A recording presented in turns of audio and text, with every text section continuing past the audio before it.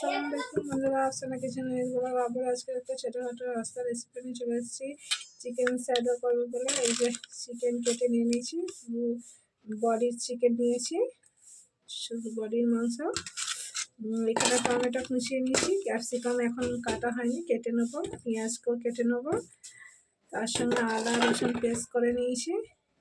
মাংসটার মধ্যে সব কিছু ম্যারিনেট করে নেবো সব মশলা দিয়ে। মাংসের মধ্যে আদা রসুনের পেস্ট দিয়ে দিচ্ছি, পরিমাণ মতো লঙ্কার গুঁড়া দিয়ে দিচ্ছি, যে যেমনটা ঝাল খাবেন সে তত পরিমাণে দিতে পারেন।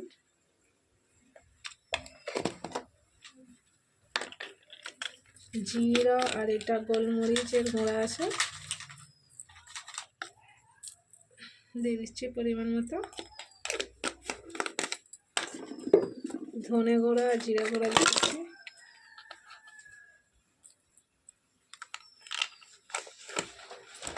পরিমাণ মতো নুন দিয়ে দিচ্ছি।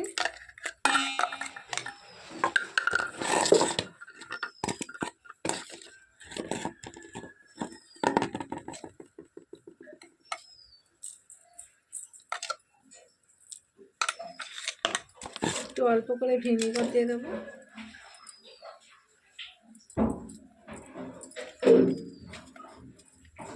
কিছু মশলা দিয়ে রেডি, এগুলো ভালো করে মাখিয়ে রেখে দেবো একটু রেস্টে।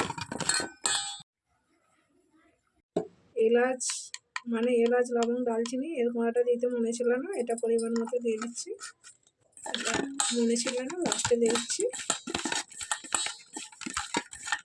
তাদের ভালো করে মাখিয়ে নিলাম। কাঠি 1 প্যাকেট নিয়ে এসেছি, সব দোকানে মুদি দোকানে পেয়ে যাবেন।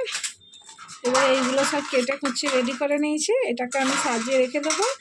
আর একটু কর্নফ্লাওয়ার আর ময়দা দিয়ে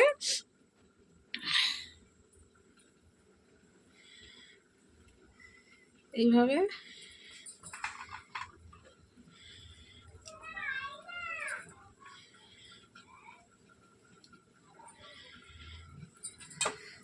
মাংস দেবো, একটু ঠেলবো, এর উপরে আবার দেবো ক্যাপসিকাম, দেব পেঁয়াজ, দেব টমেটো,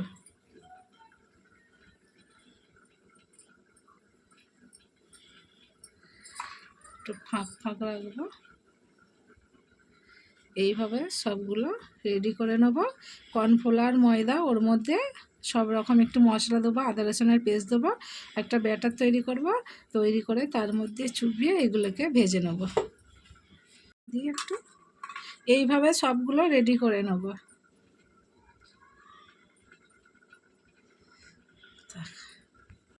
এই যেহেতু ময়দা কর্নফ্লাওয়ার, এর মধ্যে আদা রসুন বাটা, নুন, লঙ্কার গুঁড়ো, জিরের গুঁড়ো, এলাচ লবঙ্গ দালচিনির গুঁড়ো দিয়ে দিয়েছি। দিয়ে এটাকে ভালো করে পানি দিয়ে ব্যাটার তৈরি করে নেব। এখানে কাঠির মধ্যে সব কিছু রেডি করে নিয়েছি, কড়াই বসিয়ে দিচ্ছি গ্যাসের মধ্যে। আমার আর মাটি চুলার মধ্যে মানে বাইরে চুলা করার মতো জায়গাই নেই আমার আর। কড়াই গরম হয়ে গেলে সাদা তেল দিয়ে দেবো, এই যে সাদা তেল ঢেলে দেবো। কড়াই গরম হয়ে গেছে, তার মধ্যে সাদা তেলটা দিচ্ছি। চিকেন কাঠি কাবাব, চিকেন কাঠি কাবাব। এসে কত বকছে, এত অন্যায় করে, এত দুষ্টুমি করে, সব সময় অকাজের মাস্টার।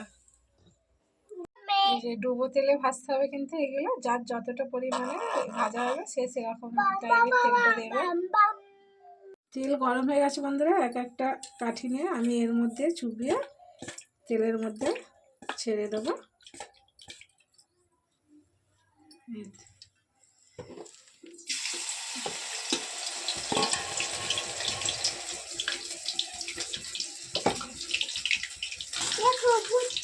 এই যে আমি 3টে দিয়েছি, 6টা এখনো ধরতো, এখন এদিকে একটা ওদিকে একটা, আমি কম কম করেই দিয়ে ভেজে নিচ্ছি। উল্টে দেবো।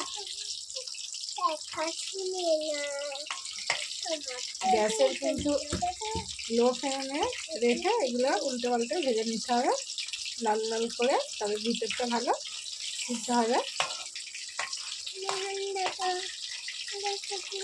উল্টে দিলাম তিনটেকে। ভাজাগুলো আমার লাল লাল বাদামি কালার হয়ে গেছে। এবার এগুলোকে তুলে নেবো, তুলে নিয়ে আবারও নতুন করে দেওয়া হবে।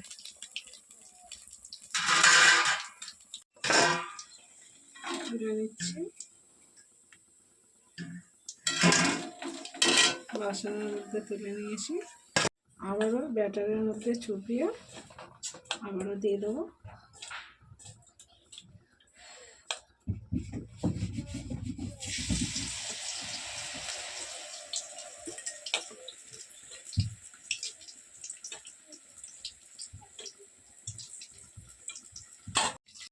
আবারও দিয়ে দিয়েছি ব্যাটারের মধ্যে চুবিয়ে আবারও দিয়ে দিয়েছি।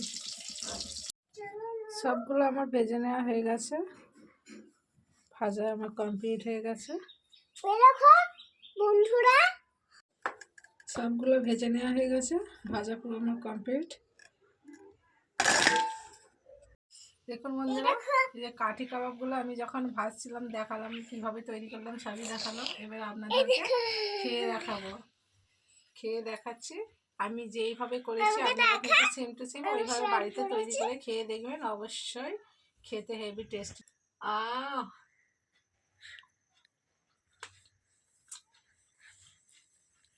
দেখতে যতটা লোভনীয়, খেতে ততটা সুন্দর, সেই স্বাদ। আমি যেইভাবে করলাম সেম টু সেম আপনারা অবশ্যই বাড়িতে তৈরি করে খাবেন। ভিডিও এখানকার মধ্যে শেষ হলো, আবার নতুন ভিডিও নিয়ে হাজির হবো।